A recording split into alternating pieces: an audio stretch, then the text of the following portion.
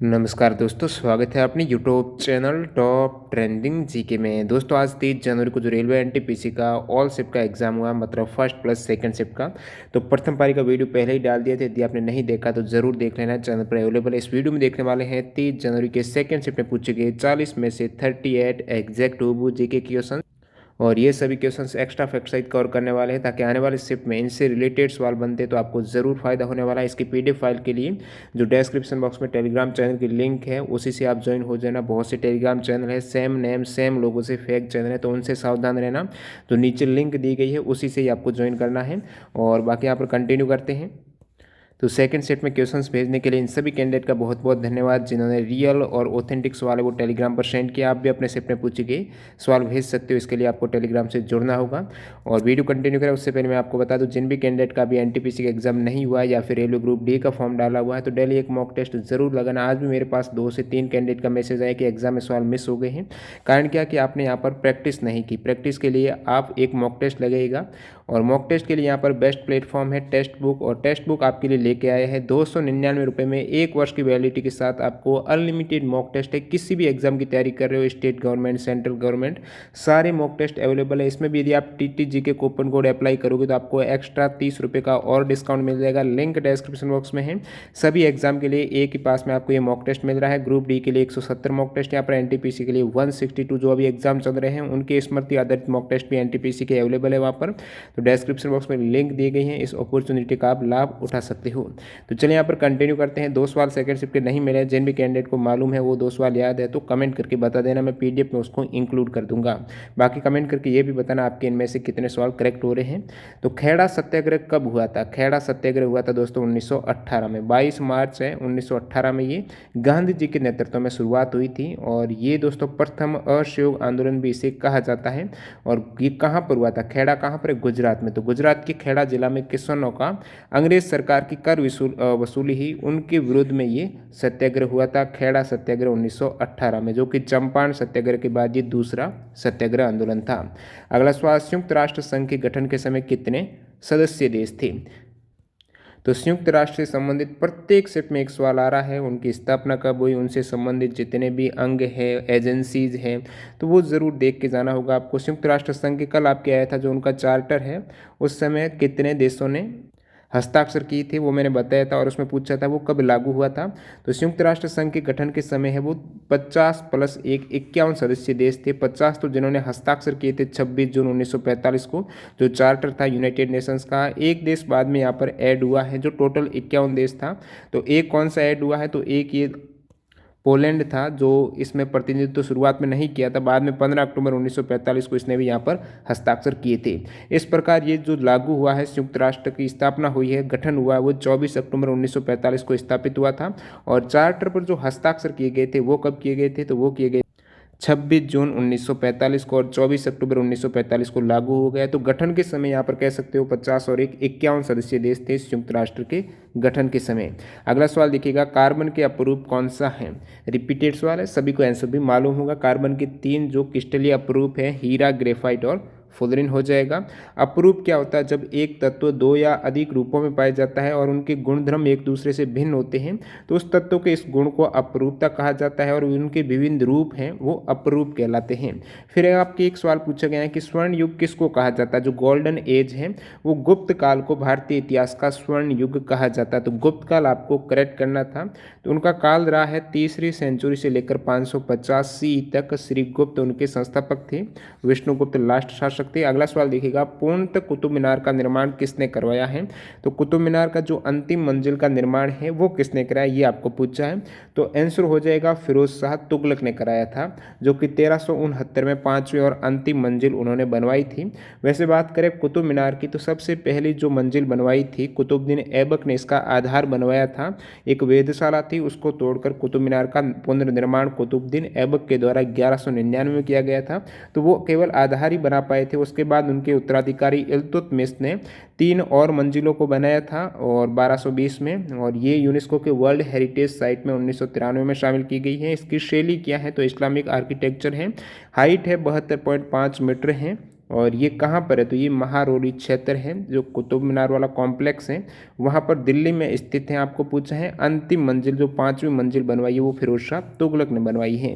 Next one देखिए, राजस्थान का सबसे बड़ा राजमार्ग कौन सा है, तो राजस्थान का यहाँ पर पूछा गया है। आपको करेक्ट करना था नेशनल हाईवे 15 है जिसकी लेंथ है, यानी ये पूछा है राजस्थान में जो सबसे लंबाई वाला है तो 878 किलोमीटर इसकी लेंथ है। सबसे स्मॉलेस्ट है, सबसे छोटा राजस्थान का राजमार्ग है वो 71B है, 5 किलोमीटर उसकी लेंथ है। और ये जो सबसे बड़ा है राजस्थान में NH15 है, ये कहाँ से कहाँ तक है, तो ये गंगानगर से एंट्री करता है राजस्थान में, फिर हनुमानगढ़ है और इस प्रकार बाड़मेर जालोर से होता हुआ गुजरात में। तो भारत का सबसे लंबा, ये तो राजस्थान का पूछ लिया, इससे पहले एग्जाम आया था, भारत का सबसे लंबा नेशनल हाईवे कौन सा है। अगला सवाल देखिएगा, यहाँ पर पूछा गया है टर्पा फेस्टिवल किस केंद्र शासित प्रदेश में मनाया जाता है, तो टर्पा फेस्टिवल है ये दादर और नगर हवेली का है। और ये कौन सी जनजातियों के द्वारा लोक नृत्य किया जाता है, तो दादर और नगर हवेली के वर्ली, कोकना और कोली जनजातियों के द्वारा। फिर आपके पूछा गया है बारदोली सत्याग्रह का नेतृत्व किसने किया है, एनटीपीसी में इससे पहले भी आ चुका है, रिपीटेड सवाल है। तो बारदोली सत्याग्रह का जो नेतृत्व किया है वो जून 1928 में किन्होंने किया है, तो वल्लभ भाई पटेल ने। और वल्लभ भाई पटेल को जो सरदार की उपाधि दी गई है तो इसी सत्याग्रह के बाद वहाँ की महिलाओं ने दी थी वल्लभ भाई पटेल को सरदार की उपाधि, एग्जाम में पूछा जाता है, तो बारदोली सत्याग्रह के बाद में दी थी। और जून 1928 में गुजरात में हुआ एक किसान आंदोलन था। फिर आपके पूछा गया राष्ट्रपति को शपथ कौन दिलाता है, तो सही जवाब हो जाएगा भारत के राष्ट्रपति को जो शपथ दिलाई जाती है वो सुप्रीम कोर्ट के मुख्य न्यायाधीश या फिर उनकी अनुपस्थिति में जो भी सुप्रीम कोर्ट के वरिष्ठतम न्यायाधीश होंगे उनके द्वारा पद की शपथ है वो दिलाई जाती है। ये तो हो गए राष्ट्रपति को शपथ ओथ कौन दिलाते हैं, तो उच्चतम न्यायालय या सुप्रीम कोर्ट के मुख्य न्यायाधीश से चीफ जस्टिस के द्वारा शपथ दिलाई जाती है। बात करूं जो राज्य में राज्यपाल को उनके पद की शपथ कौन दिलाते हैं, तो जो भी राज्य है उसका जो हाईकोर्ट होगा तो हाईकोर्ट के मुख्य न्यायाधीश के द्वारा राज्यपाल को उनके पद की शपथ दिलाई जाती है। अब आपको एक सिंपल से सवाल का आंसर कमेंट बॉक्स में बताना है, प्रधानमंत्री को उनके पद की गोपनीयता की शपथ है वो कौन दिलाता है, जरूर कमेंट करना, बिल्कुल सिंपल सवाल। URL क्या है, सही कथन चुनिए, तो URL का हो जाएगा, आप बता रहे स्टेटमेंट क्या दिए गए थे। बाकी URL की बात करें तो ये एक वेब एड्रेस को कहा जाता है। URL का उपयोग, वैसे इसकी फुल फॉर्म बहुत बार पूछा जाता है, तो यूनिफॉर्म रिसोर्स लोकेटर हो जाएगी। अब बहुत से कैंडिडेट कहते हैं कि आप हिंदी में क्यों ना टाइप करते हो, तो हिंदी में भी देख लीजिए URL में सम स्रोत निर्धारक। बाकी दोस्तों होता है क्या है, हिंदी में टाइप करने में ना टाइम ज़्यादा लग जाता है तो वीडियो डिले हो जाता है, तो इसलिए यहाँ पर मैं कोशिश तो करता हूँ, तो हिंदी और इंग्लिश मिक्स करके इस प्रकार आप देख सकते हो। वेब एड्रेस को कहा जाता है URL का उपयोग की बात करें तो इंटरनेट में जो वेबसाइट रहती है उसमें किसी नेटवर्क रिसोर्स को ढूंढने के लिए, अब नेटवर्क रिसोर्स का मतलब है कि कोई फाइल है, इमेज है, वेब पेज है, वीडियो टेक्स्ट है, उन सभी को ढूंढने के लिए URL का उपयोग है वो किया जाता है। फिर आपके एक सवाल पूछा गया है रोम से संबंधित गलत कथन कौन सा है, तो रोम से संबंधित जो गलत स्टेटमेंट हो जाएगा। बाकी बाद में स्टूडेंट ने बताया कि इनसे संबंधित ये दिया गया था कि ये एक अस्थायी वोलेटाइल मेमोरी दिया गया था, लेकिन ये स्थायी मेमोरी है। स्थायी का मतलब क्या हुआ कि रोम में जो भी डाटा रहेगा, यदि आपका लैपटॉप हो गया कोई भी सिस्टम है उसमें इलेक्ट्रिसिटी कनेक्शन है वो डिस्कनेक्ट हो जाता है, विद्युत कनेक्शन है वो चला जाए, बंद हो जाए, उसके बावजूद उसमें डाटा सुरक्षित रहता है, वही तो स्थायी हो जाएगी, नॉन वोलेटाइल कहलाती है। और ऑप्शन में एक ये था कि ये वोलेटाइल मेमोरी मतलब स्थायी मेमोरी, अस्थायी मेमोरी है, तो अस्थायी नहीं है, ये स्थायी हो जाएगा। गलत करना था तो वो आपकी वोलेटाइल वाला आप कर सकते, तो प्राथमिक मेमोरी भी है और स्थायी मेमोरी है। ये कौन सा किला तमिलनाडु में है, तो उसमें ये ऑप्शन दिए गए थे, जैसलमेर का किला राजस्थान में, आमेर ये जयपुर राजस्थान, एक ये मानोरा फोर्ट दिया गया था जो कि तमिलनाडु में है, बाकी सभी राजस्थान में है। अब देखिए तमिलनाडु के कुछ प्रमुख किले मैं आपको बता देता हूँ, वेलोर फोर्ट हो गया और फोर्ट ST जॉर्ज हैं, और फिर बात करूँ यहाँ पर गिंजी फोर्ट है, मानोरा फोर्ट जो आपके था ऑप्शन में, तो और जिंजी हो गया, विजयनगर फोर्ट है, और डिंडीगुल फोर्ट हो गया, उदयगिरी फोर्ट है, वटकोटाई फोर्ट है, तो ये रॉक फोर्ट है, ड्रुग फोर्ट है, अलामप्राई फोर्ट है, ये सभी कहाँ पर है, तमिलनाडु में है। नेक्स्ट में देखिए हरियाणा की कौन सी नदी घाटी परियोजना नहीं है, तो हरियाणा में एक ऑप्शन दिया गया था गंडक परियोजना, जो हरियाणा की नहीं है, तो ये कहाँ की, तो ये बिहार और उत्तर प्रदेश की संयुक्त परियोजना है, इसमें नेपाल को भी लाभ मिलता है। गंडक परियोजना ये हरियाणा की नहीं है, जो आपको पूछा गया था। अगला सवाल देखिए यहाँ पर पहल योजना किससे संबंधित है, तो पहल योजना हो जाएगी ये पेट्रोलियम एवं प्राकृतिक गैस मंत्रालय के द्वारा क्रियान्वित की गई योजना है, पहल योजना है। ये हो जाएगी जो गैस, रसोई गैस सिलेंडर है उनके सब्सिडी से संबंधित। मतलब क्या हो गया, जो भी उपभोग करता है उनको बाजार मूल्य पर सबसे पहले रसोई गैस सिलेंडर की आपूर्ति की जाएगी और उस पर जो मिलने वाली सब्सिडी रहेगी, जितना यहाँ पर बाजार मूल्य में ले रहे हैं तो जितना ज़्यादा प्राइस है वो सब्सिडी है उनके खाते में बाद में ट्रांसफर है वो की जाएगी। ये है पहल योजना है और सरकारी लाभ सीधे लोगों के बैंक खाते में हस्तांतरित करने के उद्देश्य से रसोई गैस सब्सिडी के लिए ये योजना शुरुआत की गई। दुनिया की सबसे बड़े नकद हस्तांतरण कार्यक्रम के रूप में Guinness book of world record में भी ये शामिल हुई है। और ये योजना की शुरुआत तो हुई थी 15 नवंबर 2014 को 54 जिलों में हुई थी और बाद में भारत भर में पूरे देश में शुरुआत 1 जनवरी 2015 को हुई है। अगला सवाल, नीति आयोग से संबंधित गलत कथन कौन सा? तो उसमें एक स्टेटमेंट दे रखा था कि इसकी स्थापना 1 जनवरी 2016 को हुई थी, जो कि गलत था, आपको करेक्ट करना था। बाकी स्थापना आपको पता ही होगा, बहुत बार बता चुका हूँ। 1 जनवरी 2015 को नीति आयोग की स्थापना हुई है। अब नीति की full form national institution for transforming India हो जाती है। प्रथम चेयरमैन और वर्तमान चेयरमैन नरेंद्र मोदी जी हैं और प्रथम वाइस चेयरमैन की बात करूँ तो अरविंद पनगड़िया है। अगला सवाल देखिएगा, यहाँ पर पूछा है आईडीबीआई की स्थापना कब हुई थी? मतलब जो industrial development bank of India है आईडीबीआई, उसकी स्थापना आपको पूछिए तो 1 जुलाई 1964 को उसकी स्थापना हुई थी। आईडीबीआई का हेडक्वार्टर कहाँ पर है दोस्तों? इसका मुख्यालय मुंबई महाराष्ट्र में है। अब देखिए आईडीबीआई एक और बैंक है जो एसआईडीबीआई जो small industrial development bank of India है, इसकी स्थापना हुई है 1990 में। एसआईडीबीआई की 1990 में और आईडीबीआई की 1964 में। और एसआई सिडबी इस बैंक का जो हेडक्वार्टर है वो लखनऊ उत्तर प्रदेश में है। अब बात करूं एक और इम्पोर्टेंट फैक्ट की, एनएसडीएल है उसकी स्थापना कब हुई है? तो नेशनल सिक्योरिटीज डिपोजिटरी लिमिटेड है, इसकी स्थापना हुई थी 1996 में हुई है। हेडक्वार्टर मुंबई महाराष्ट्र में है। अब बहुत से कैंडिडेट कमेंट करते हैं और मैसेज भी करते हैं कि जो स्थापना से सवाल आ रहे हैं क्या उसमें डेट सहित पूछे जा रहे हैं, लेकिन उसमें सन, आपको विशेषकर सन याद रखना है, आप इसका आंसर कर सकते हो। ज़्यादातर सन वाले ही सवाल आ रहे हैं ऑप्शन में। अगला सवाल देखिए, एनोडीकरण प्रक्रिया में कौन सा अम्ल का उपयोग होता है? तो ये सल्फ्यूरिक अम्ल का उपयोग किया जाता है एनोडीकरण की प्रक्रिया में, जो एक विद्युत धारा का उपयोग करके धातु को संरक्षण से बचाने के लिए, जैसे कि एल्यूमिनियम हो गया, तो उसके ऊपर एक प्राकृतिक ऑक्साइड की परत चढ़ाई जाती है। एनोडीकरण की प्रक्रिया में विद्युत धारा का उपयोग करके सल्फ्यूरिक एसिड का इसमें इस्तेमाल होता है। आज एक कुछ अलग ही सवाल पूछ लिया। हमेशा चंद्रयान फर्स्ट और चंद्रयान सेकंड से पूछा जाता है कि इसका लॉन्च कब हुआ है, रॉकेट कौन सा है और रोवर लैंडर कौन सा है, ये पूछे जा रहे हैं। आज पूछ लिया कि भाई चंद्रयान 2 में रोवर है ना प्रज्ञान, वो कितने वॉट का पावर रहता है उसका? तो प्रज्ञान रोवर का पावर पूछ लिया तो 50 वॉट का पावर रहता है। विक्रम लैंडर का कितने वॉट का शक्ति है? तो 650 विक्रम, प्रज्ञान का 50 वॉट का रहता है। अब आने वाले शिफ्ट के लिए क्या इंपॉर्टेंट हो जाता है कि उनका मास क्या है, क्योंकि आपकी टीसीएस कंपनी ने एसएससी के एक एग्जाम में पूछा था उसका मास कितने टन है, तो आपको मास पता होना चाहिए। कंबाइंड जो वेट मास है, वेट में तो 3850 है पूरा कंबाइंड, चंद्रयान 2 का पूरा कंबाइंड है संयुक्त रूप से 3850 किलोग्राम है। और ड्राई में बात करें तो ये 1308 हो जाता है। फिर ऑर्बिटर का हो जाएगा वेट में 2379 है और ड्राई में ऑर्बिटर का हो जाएगा 682 किलोग्राम है। और यहाँ पर बात करूँ विक्रम लैंडर और प्रज्ञान रोवर की, उनका कितना मास है? तो भाई उनका विक्रम लैंडर का तो वेट है, वेट की कंडीशन में, गीले की कंडीशन में 1471, विक्रम लैंडर का ड्राई सूखे की अवस्था में है 626 किलोग्राम है। प्रज्ञान रोवर है ना, उसका वेट है 27 किलोग्राम, कितना? 27 किलोग्राम। अब ये भी पूछा जा सकता है कि जो प्रज्ञान रोवर है वो कितने पहियों वाला रोबोट वाहन था? तो एक 6 पहियों वाला रोबोट वाहन था, जैसे प्रज्ञान नाम दिया गया, जो संस्कृत में ज्ञान का अनुवाद करता है। और चंद्रयान 2 है, लॉन्च सभी को पता ही होगा 22 जुलाई 2019 को हुआ है, लैंड हुआ था वहाँ पर 7 सितंबर 2019 को। रॉकेट GSLV मार्क 3 M1 है। अगले सवाल की ओर बढ़ते हैं। सवाल ये कहता है कि परमाणु भट्टी या जो न्यूक्लियर रिएक्टर है उसमें मंदक के रूप में किसका प्रयोग नहीं किया जाता है? ये आपके 4 ऑप्शन थे। मंदक के रूप में, मंदक का मतलब क्या होगा? जो न्यूट्रॉन की गति को कम करते हैं, उसके रूप में किसका प्रयोग नहीं किया जाता है? तो जल का नहीं होता, भारी जल का होता है, ग्रेफाइट का होता है, बोरॉन का होता है। तो मंदक के रूप में भारी जल, ग्रेफाइट, बेरिलियम ऑक्साइड, बोरॉन, इनका प्रयोग किया जाता है। अब ये पूछा जा सकता है आने वाले सेट में, जो न्यूक्लियर रिएक्टर है या फिर परमाणु भट्टी है उसमें कौन से ईंधन का प्रयोग होता है? तो फ्यूल के रूप में यूरेनियम 235, कौन सा? 235, और प्लूटोनियम 239, प्लूटोनियम PT 239 और U235 का प्रयोग इसमें किया जाता है। और विखंडन की गति पर नियंत्रण के लिए इसमें किसकी छड़ों का प्रयोग होता है? तो कैडमियम या फिर बोरॉन की छड़ का भी प्रयोग होता है। फिर आपके ये पूछा गया रिपीटेड सवाल है, ऑस्ट्रेलिया ओपन जो टेनिस का है उसमें महिला 2020 का ऑस्ट्रेलिया ओपन किसने जीता है?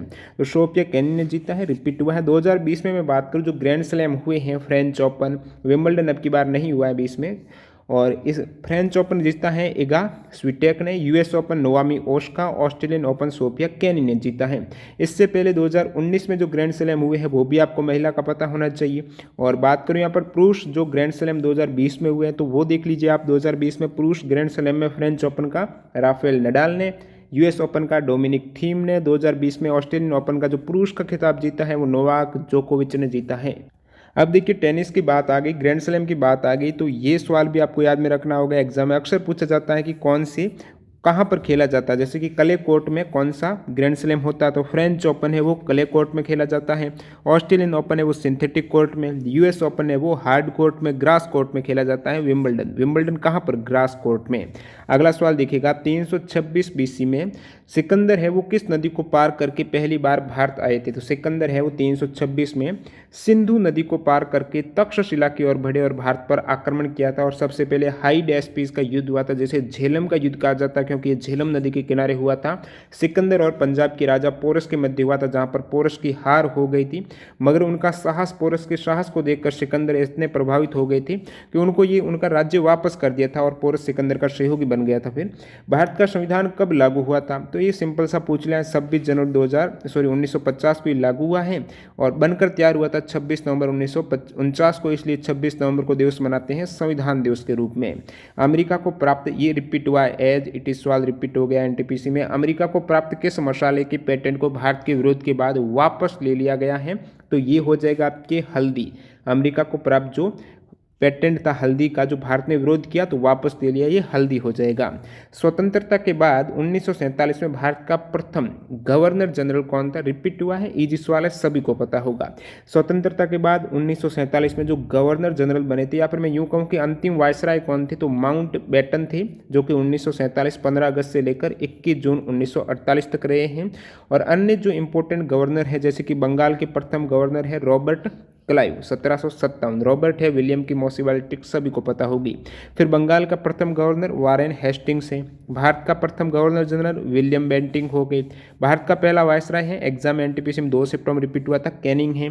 स्वतंत्र भारत का प्रथम भारतीय गवर्नर जनरल ये हो जाएंगे चक्रवर्ती राजगोपालचारी। वर्तमान में कितने राज्यों में विधान परिषद है? कितने राज्यों में विधान परिषद है? तुम भी मजा कर, ट्रिक पता ही होगा, बहुत बार बता चुका हूँ, रिपीटेड सवाल है। तो 6 राज्य हो जाएंगे, आंध्र प्रदेश, बिहार, कर्नाटक, महाराष्ट्र, तेलंगाना, उत्तर प्रदेश है। इन 6 राज्यों में विधान परिषद है। वैसे 27 जनवरी 2020 को आंध्र प्रदेश कैबिनेट ने विधान परिषद को समाप्त करने के लिए मंजूरी दी थी। और बात करूं मैं कितने केंद्र शासित प्रदेश में विधानसभा है, तो कितने? 3 केंद्र शासित प्रदेश में विधानसभा है, दिल्ली, पुदुचेरी और जम्मू कश्मीर में है, जिसमें पुदुचेरी में कितनी सीट है? 33 है, दिल्ली में है 70 सीट।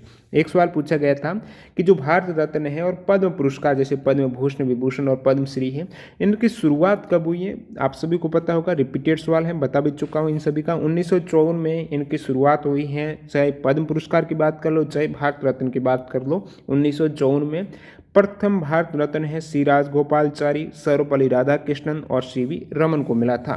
फिर आपके सवाल है कि वेनेजुएला के राष्ट्रपति कौन है? तो 2 राष्ट्रपति है वेनेजुएला के, एक तो है निकोलस मादुरो और एक है जुआन गुडो। और कैपिटल क्या है? तो कैपिटल है कारकस है, वेनेजुएला की राजधानी। कार्बन से हीरा बनने के लिए उपयुक्त परिस्थितियां आपको पूछ ली। यहाँ पर ऑप्शन कुछ इस टाइप से थे, ज़्यादा प्रेशर यानी दाब, कम ताप, इस प्रकार थे। तो उसमें ये ऑप्शन था कि हाई प्रेशर यानी दाब ज़्यादा हो और तापमान भी उच्च हो, तो ये परिस्थितियां हो तो कार्बन वो डायमंड में कन्वर्ट हो जाता है। अब इन परिस्थितियों में कितना दाब, कितना ताप चाहिए? तो 7,25,000 पाउंड प्रति वर्ग इंच की दर से तो दाब होना चाहिए, 2000 से 2200 डिग्री फ़ारेनहाइट यहाँ पर तापमान होना चाहिए एक कार्बन को डायमंड में कन्वर्ट करने के लिए। एक सवाल ये पूछा गया है कि मिल्खा सिंह को किस ओलंपिक में रनिंग रेसिंग में 4th रैंक मिली है? तो वो ओलंपिक था दोस्तों 1960 का रोम ओलंपिक। रोम में 1960 के ओलंपिक में वो 400 मीटर की रन थी, दौड़ थी, उसमें 4थे स्थान पर रहे थे और ओलंपिक एथलेटिक्स प्रतियोगिता के फाइनल में पहुंचने वाले वो प्रथम भारतीय पुरुष थे। रोम की 1960 का ओलंपिक आपको करेक्ट करना था। बाकी मिल्खा सिंह की बात हो गई तो उनको आपको पता होना चाहिए कुछ रिकॉर्ड ये है कि एशियाई खेल्स में 400 मीटर रेस में इन्होंने गोल्ड जीता था 1958 के टोक्यो में। और एशियाई खेल जो हुए हैं 1962 जकार्ता में, उनमें भी उन्होंने 400 मीटर की रेस में गोल्ड जीता है। 200 मीटर की रेस में एशियाई खेलों में उन्होंने 1958 में टोक्यो में गोल्ड जीता, दोनों में ही गोल्ड जीता है। और 4x400 मीटर रिले रेस हुई है, उसमें भी उन्होंने 1962 में गोल्ड जीता है। ये एशियाई खेल हैं। अगला सवाल, इंडिया गेट को डिजाइन किसने किया है? रिपीट हुआ सवाल, डिजाइन किया है एडविन ल्यूटियंस ने। अब देखिए एग्जाम में ये भी पूछा हुआ सवाल है कि इंडिया गेट का निर्माण कब स्टार्ट हुआ था, तो 1921 में स्टार्ट हुआ था, फिर 1931 तक ये पूर्ण हो गया था। इंडिया गेट का अन्य क्या नाम है, तो ऑल इंडिया वार मेमोरियल से जाना जाता है। इससे पहले किंग्स वे भी कहा जाता था इंडिया गेट को। और ये स्मारक है किन की स्मृति में बनाया गया है, एनटीपीसी में पूछा हुआ है, बता भी चुका हूँ। तो प्रथम जो विश्व युद्ध हुआ था उसमें जो भारतीय सैनिक थे, जो अंग्रेजी शासक इससे निर्माण कराया था, वो 70,000 भारतीय सैनिकों की स्मृति में कराया है। जो ब्रिटिश सेना में भर्ती थे भारतीय सैनिक, वो प्रथम विश्व युद्ध में शहीद हो गए थे, उनकी स्मृति में। ये तो हो गया दोस्तों इंडिया गेट, जिनके वास्तुकार कौन है, डिजाइनर कौन है, तो एडविन ल्यूटियंस है। बात करूं गेटवे ऑफ इंडिया की, तो गेटवे ऑफ इंडिया के वास्तुकार है जॉर्ज विटेट। कौन? जॉर्ज विटेट हैं। अगला सवाल देखिएगा, 1969 में कितनी प्राइवेट बैंकों का राष्ट्रीयकरण हुआ है? ये भी सेम सवाल रिपीट हुआ है। 14 प्राइवेट बैंकों का सबसे पहले जो राष्ट्रीयकरण हुआ था वो 1969 में। कितनी बैंकों का? 14 बैंकों का। उसके बाद और कितनी बैंकों का राष्ट्रीयकरण हुआ है 1980 में? तो 1980 में हुआ है 6 बैंकों का राष्ट्रीयकरण हुआ है। अगला सवाल देखिएगा, सवाल नंबर 32। यहाँ पर आपको यूनेस्को से पूछ लिया है। सवाल ये पूछा गया था कि शिक्षा हो गई, संस्कृति हो गई, संचार के माध्यम से जो अंतर्राष्ट्रीय शांति को बढ़ावा देने के लिए कौन सी संस्था कार्यरत है, जिसका मुख्यालय पेरिस में है? तो इसका आंसर हो जाएगा United Nations Educational Scientific and Cultural Organization, यानी यूनेस्को। ये कार्यरत है, जिसका हेडक्वार्टर है पेरिस फ्रांस में। फॉर्मेशन इसका हुआ है, गठन हुआ है 16 नवंबर 1945 को। वर्तमान में महासचिव जो डायरेक्टर जनरल हैं वो है एडुरे ओजोले।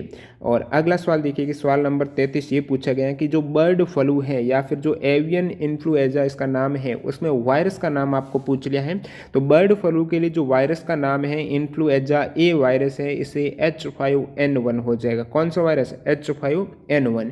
जो स्वाइन फ्लू आया था 2009-10 में, उसमें जो वायरस का नाम था वो था H1N1। क्या? H1N1। और एवियन जो इन्फ्लुएंजा बर्ड फ्लू में है H5N1।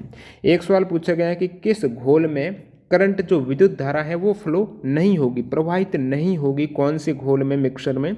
तो ये ऑप्शन थे, एक एसिड और बेस का, अम्ल और क्षार का मिक्सर दे रखा था, एक एसिड अम्ल और ग्लूकोज का था, क्षार और ग्लूकोज का था, एक एल्कोहल ग्लूकोज का या एल्कोहल एसिड का करके। इस प्रकार से ये 4 ऑप्शन थे। एक ऑप्शन ज़्यादा हो रहा है तो थोड़ा बहुत हो सकता है कि ये एसिड ग्लूकोज न होकर एल्कोहल एसिड, तो आप बता देना। तो किस में प्रवाहित नहीं होगी, इसका आंसर किसी को पता है वो भी कमेंट कर देना। एक आपके पूछा गया है कि ड्रॉट जो टॉलरेंट क्रॉप है, मतलब ऐसी क्रॉप, ऐसी फसल जो कि बिल्कुल कम वर्षा में हो सकती है, सूखे की स्थिति में वो फसलें हो सकती हैं। तो ऑप्शन में बाजरा आपके था, तो बाजरा करेक्ट हो जाएगा। बाकी कौन सी है? पीनट्स, मूंगफली है, काबुली चना है, ये हो सकती हैं ड्रॉट केस में, सूखे की स्थिति में। नवजात शिशु में हड्डियों की संख्या, इससे पहले वयस्क शरीर में हड्डियों की संख्या एनटीपीसी में आया था, जिसमें मैंने बताया था नवजात शिशु हैं, बेबी हैं, उनके हड्डियों की संख्या जब जन्म होता है तो 300 रहती है, बाद में ये 206 हो जाती है वयस्क शरीर में हड्डियों की संख्या। एक सवाल आपके पूछा गया है कि समन्वित बाल विकास योजना, मतलब जो ICDS है, इंटीग्रेटेड चाइल्ड डेवलपमेंट सर्विस है, स्कीम है, ये इसकी शुरुआत कब हुई है? तो समन्वित बाल विकास योजना की जो शुरुआत हुई थी वो 2 अक्टूबर 1975 को महिला एवं बाल विकास मंत्रालय के द्वारा। इसके अंतर्गत 6 वर्ष तक की उम्र के जो बच्चे हैं, गर्भवती महिलाएं हैं या फिर स्तनपान कराने वाली महिलाएं हैं, उनको स्वास्थ्य, पोषण और शैक्षणिक सेवाओं का एकीकृत पैकेज प्रदान करना इस योजना का उद्देश्य था, जो शुरुआत हुई है 2 अक्टूबर 1975 को। और ये आप कमेंट करके बताना एग्जैक्ट इस सवाल क्या पूछा गया था। सवाल इस प्रकार बता रहा है स्टूडेंट कि क्लोरोफ्लोरोकार्बन का उत्सर्जन से कंट्रोल के लिए क्या एक्शन दिए गए थे, कब कंट्रोल हुआ था? तो हो सकता है ये पूछा गया है जो प्रोटोकॉल है मॉन्ट्रियल प्रोटोकॉल, जो 1987 में हुआ था, तो 1987 इसका आंसर हो सकता है। जिसमें क्या था कि ओजोन संरक्षण है, ओजोन को कौन से करता है शरण के लिए? क्लोरोफ्लोरोकार्बन गैस जिम्मेदार है। तो उसके उत्सर्जन को रोकने के लिए जो अंतर्राष्ट्रीय संधि पर हस्ताक्षर हुए हैं वो है मॉन्ट्रियल प्रोटोकॉल है। मॉन्ट्रियल सिटी है कनाडा में। इस पर हस्ताक्षर कब हुए थे? तो 26 अगस्त 1987 को हुए थे। प्रभावी हुए हैं 26 अगस्त 89 को।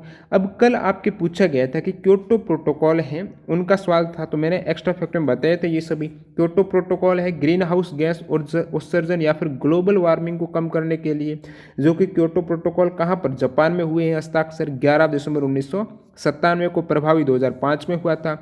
एक रामसर सम्मेलन से पूछा जाता है जो 1971 में हुआ है, नम भूमि के संरक्षण के लिए। बाकी ये 2 रीजनिंग से पूछे गए हैं, आलू, बैगन, शिमला मिर्च है, भिंडी है, इसमें ओड वन आउट क्या होगा। एक पूछा गया है मटर, मसूर, राजमा, मक्का, इसमें से कौन सा विषम होगा। ये दोनों आप कमेंट में बता देना। बाकी 2 सवाल नहीं मिले हैं, वो किसी को मालूम है तो वो भी बता दीजिएगा कमेंट बॉक्स में। और इसकी पीडीएफ फाइल के लिए आप डिस्क्रिप्शन बॉक्स में जो टेलीग्राम चैनल की लिंक है उसी से ज्वाइन होना। बहुत से फेक चैनल है सेम नेम से, तो उसका ध्यान रखना। बाकी आप प्रैक्टिस के लिए ज़रूर यहाँ पर टेक्स्ट बुक से मॉक टेस्ट अप्लाई कर सकते हो। टीटीजी के कूपन कोड से एक्स्ट्रा डिस्काउंट भी मिल जाएगा, लिंक डिस्क्रिप्शन बॉक्स में है। धन्यवाद।